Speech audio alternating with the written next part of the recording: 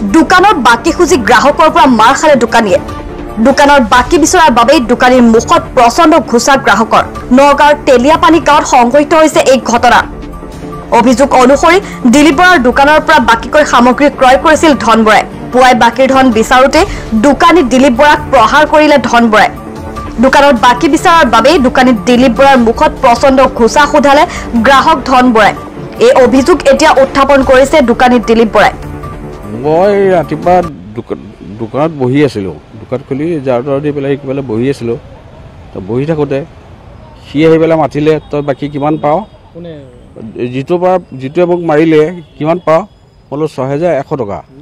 ৬,১০০ টকা কৰাৰ ভিতৰত গটা মাৰি দিলে মই পৰিলোঁ তাৰপিছত গুচিয়ালে ওচৰতে দোকানৰ তেলিয়াপানী গাঁও ওচৰতে লগতে এনেই ধন বুলি জানো আৰু এটা কোনোবা আৰু এটা কিবা এটা নাম আছে তাৰ দোকান আছে গেলামালৰ দোকান আছে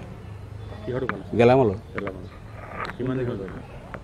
তাৰ বাকী খতে এবছৰ ওপৰত হ'ল ই পইচা দিয়া নাই আগতো কৰে মোৰ তেলিয়াপানী গাঁও বাকী খোজা পাই মাৰিলে এজাহাৰ দিছোঁ